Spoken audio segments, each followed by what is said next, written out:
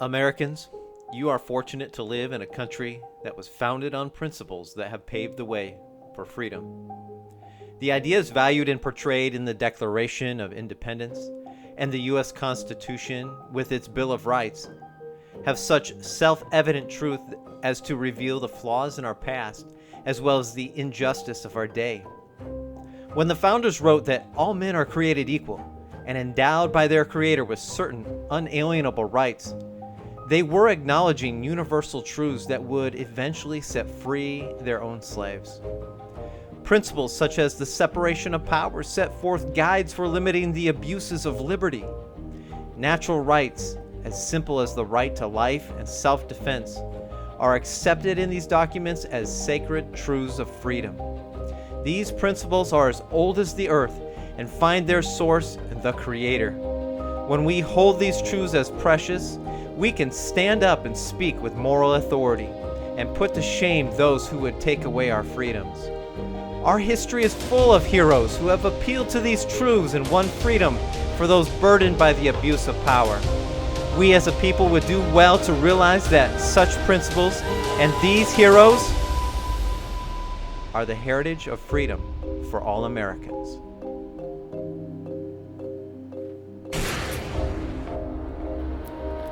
Good morning, Americans. This is Mr. Asplin's Citizenship course, and I have a challenging lesson today about the Second Amendment to the U.S. Constitution and a special presentation from a personal friend of mine, Jorell. Let's get started with a fable to illustrate the lesson today. The Land with the Magical Gems, a rights fable. There once was a land where the people found a magical gem. The gem would protect the holders with a type of force field from anyone who would try to harm them. Without care and practice in how to use the gem, it would cease to work effectively. When these people wrote up their constitution, they declared that every person had the right to have access to this gem and keep it in good care and practice. Pretty soon, the people got lazy and began to let their gems get cloudy, and they forgot how to use them effectively. Without use, these gems began to have the opposite effect. People found that these gems were too dangerous to keep in their homes. So the people of the land declared that no one should have the gems any longer. They were too dangerous. One day, the evil ones rose up, having practiced and cared for their gems. They took over the people and made them their slaves. Well, it's time to talk about the Second Amendment. The gem in the rights fable represents our rights, and more specifically, it represents our Second Amendment rights to keep and bear arms, along with a well-regulated militia. Let's look at it today. A well-regulated militia, being necessary to the security of a free state. The right of the people to keep and bear arms shall not be infringed.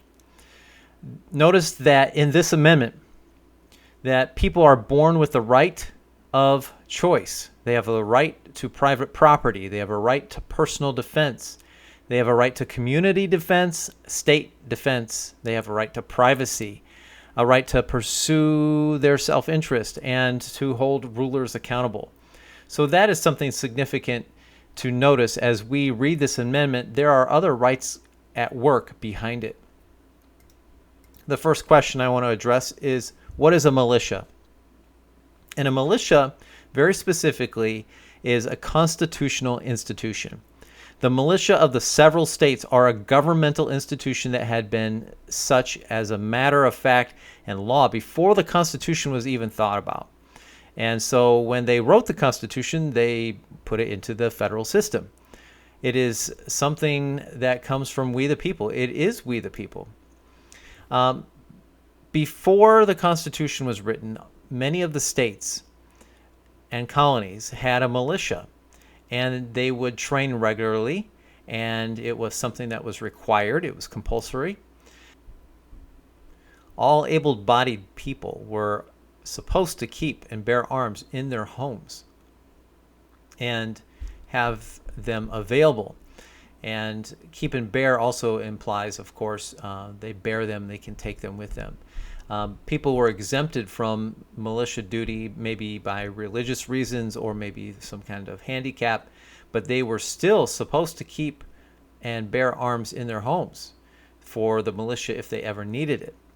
All members of the militia who were not exempted still had to participate in some way in the militia. So this was a military force from we the people that was separate from the U.S. military, and it was separate from the National Guard. And what we have today is not a militia. We have volunteers who are under contract. They don't supply their own firearms for the military. Our military today is used in foreign wars. They're under federal service nearly all the time. Sometimes the National Guard is under state service, which is more in line with the militia. And it's not a check and balance against the federal government. Why was it necessary? In the Second Amendment, to keep a secure and free country, the militia was necessary for that. And it was also well regulated, meant that they had to be able to fulfill the duties necessary to a security of a free state. They had to be able to be a well-disciplined and defensive force. This is the way it was defined for 150 years until 1903. Notice here it says, Congress shall have power to provide for organizing, arming, and disciplining the militia and for governing such part of them as may be employed in the service of the United States, reserving to the states, respectively, the appointment of officers and the authority of training the militia according to the discipline prescribed by Congress.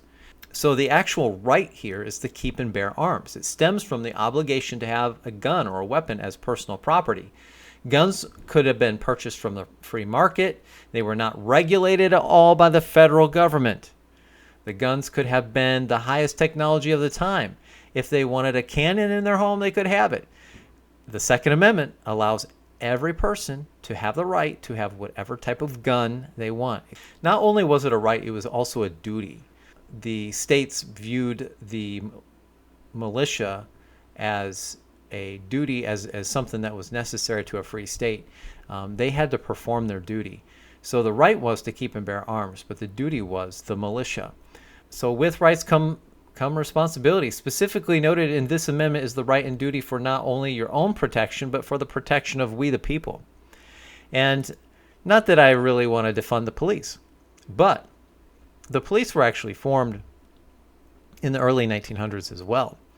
And I think there is a place for police and policing and sheriffs and things like that. But there is definitely a place for a constitutional militia, and we don't have that any longer. And without the militia, we can't keep a free state. At this time, I'm going to turn it over to my good friend Jorell.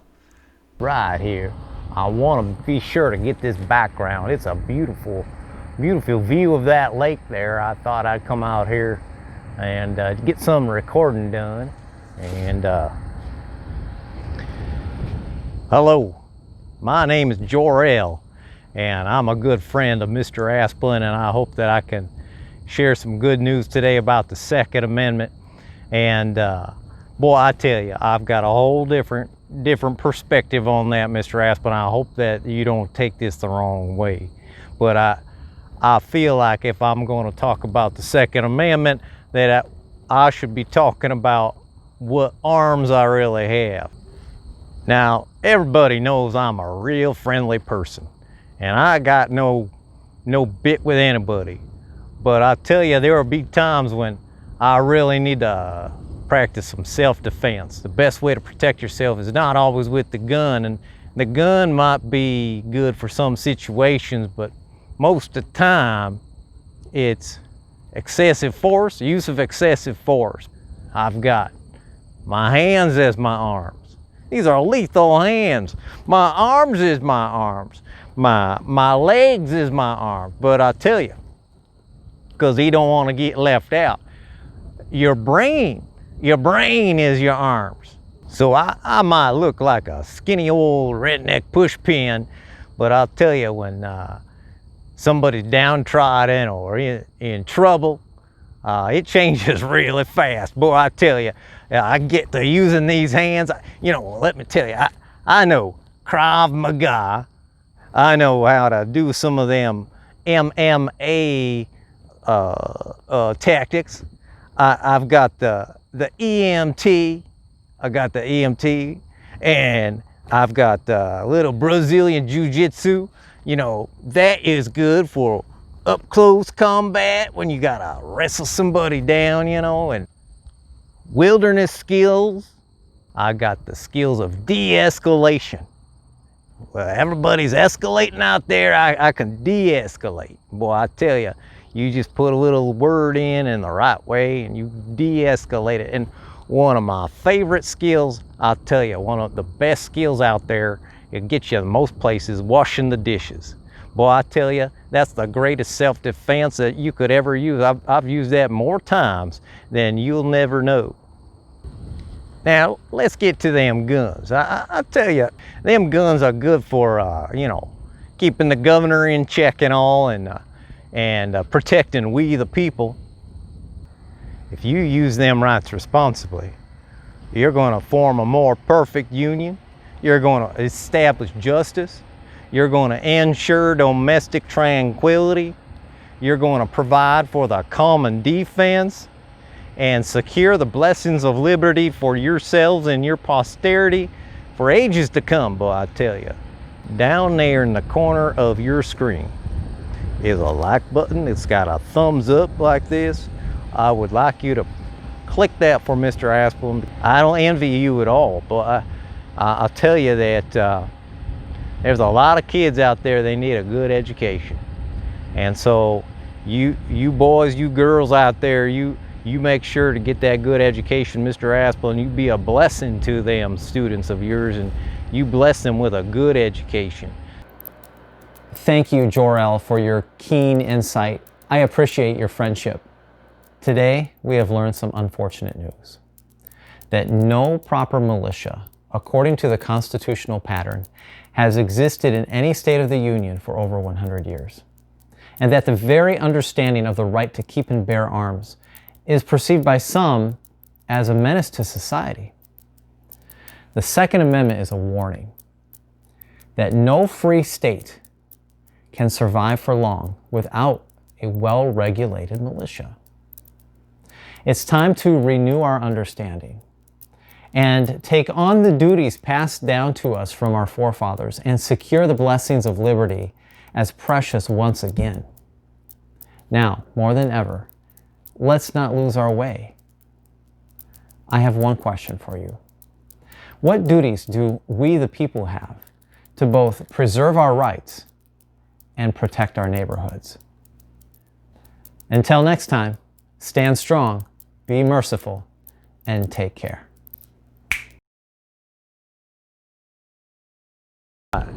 So you want to see the lethal arms.